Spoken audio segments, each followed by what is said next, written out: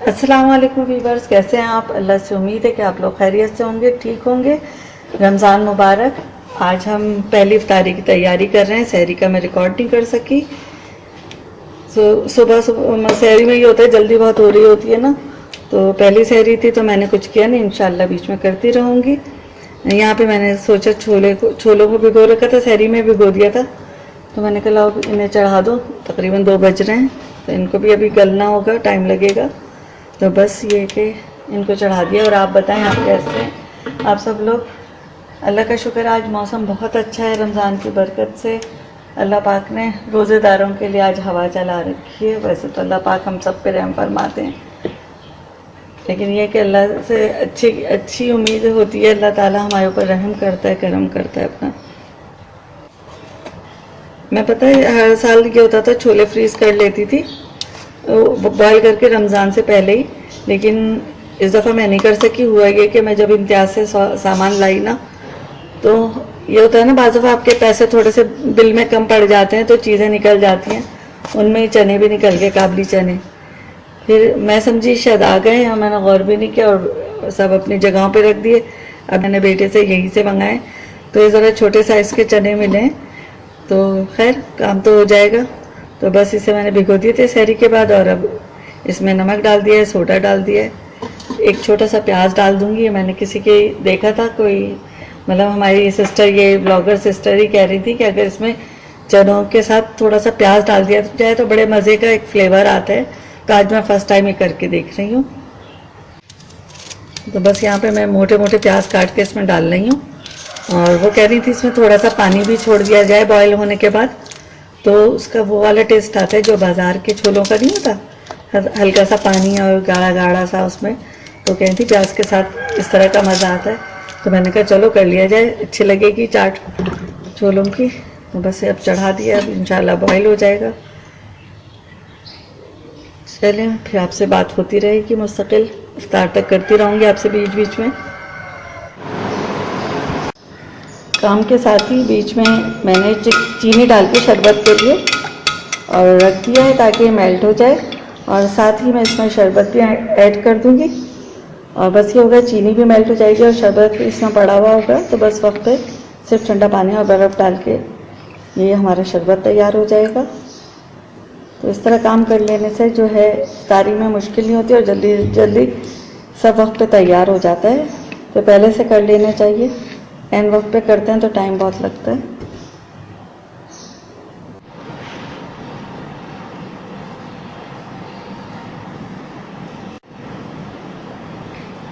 यहाँ पर मैं खरबूजे काटने लगी हूँ।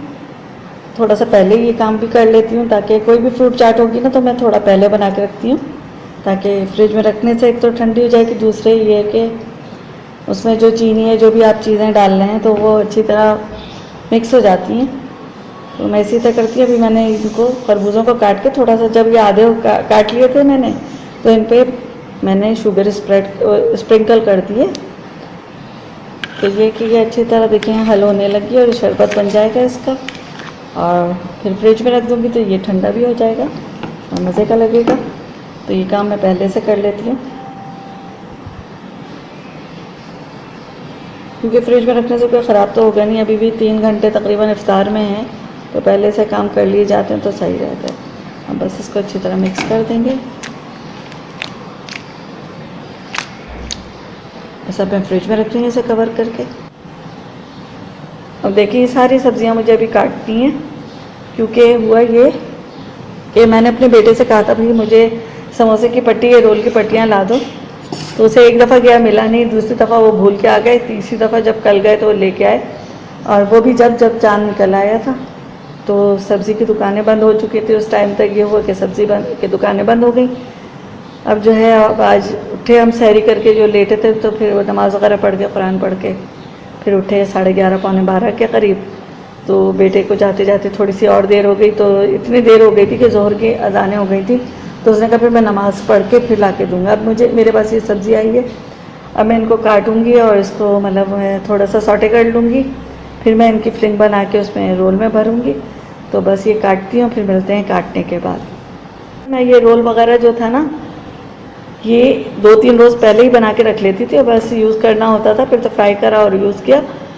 तो बस मैंने कहा बीच में बंद करने से पहले आपको ये भी बता दूं, ये सारे काम मैं पहले करती थी, लेकिन आज मैं पहले रोज़े वाले दिन कर रही हूँ, पहली इफ्तारी से पहले।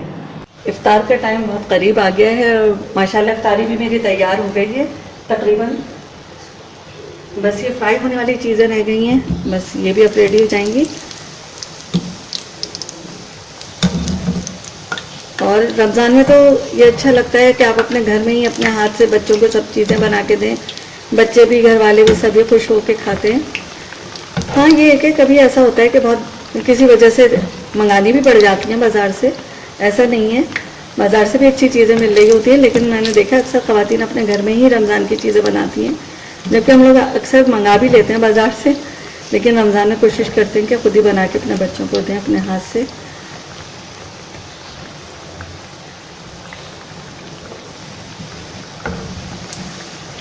और ये मैं दही बड़ों के लिए फुल्कियाँ बना रही हूँ। छोले मेरे रेडी हो गए हैं, बस बड़ों की तैयारी हो रही है। फिर ये कि वैसे फुल्कियाँ बनाऊँगी मैं। आप बताएं आप लोगों के यहाँ का आज का मौसम कैसा है और आप लोगों का रोज़ा कैसा गुजर रहा है। मेरा तो अल्लाह का शुक्र है बहुत ही अच्छा, पता ही नहीं चला कि शायद कि कोई रोज़ा है, बिल्कुल एहसास ही नहीं हो रहा। मैं बच्चों से भी पूछी थी, कहने लगे नहीं आज मौसम बहुत अच्छा है, गर्मी बहुत, मतलब जो बीच में गर्मी पड़ रही थी उससे तो बहुत ही कम गर्मी है। और अल्लाह ताला रोज़े में सब्र तो देता है, जाहिर सी बात है ये रोज़ा जो है हम अल्लाह ताला के लिए रख रहे होते हैं और इसमें हमारी भी अल्लाह ताला आक़िबत सही करते हैं और सब्र का मादा पैदा होता है इंसान के अंदर और हमें दूसरों का भी एहसास होता है रोज़ा रखने से। जो लोग गरीब हैं, जो लोग 3 वक्त का भी नहीं खा पाते, हमें उनका एहसास होता है। और रोज़ा ये नहीं है सिर्फ हमारी मतलब ये है कि हमने रख लिया और बस एहसास हो गया कि हाँ हम आज भूखे नहीं हैं, बल्कि हमें एहसास होता है कि जो लोग मतलब रोज़ा मतलब आम दिनों में भी खा नहीं पा रहे होते उनके लिए एहसास होता है। बस अल्लाह ताला हमसे अपनी इबादतें पूरी कराए और हमें उसके जज़ा दे, आमीन सुम्मा आमीन।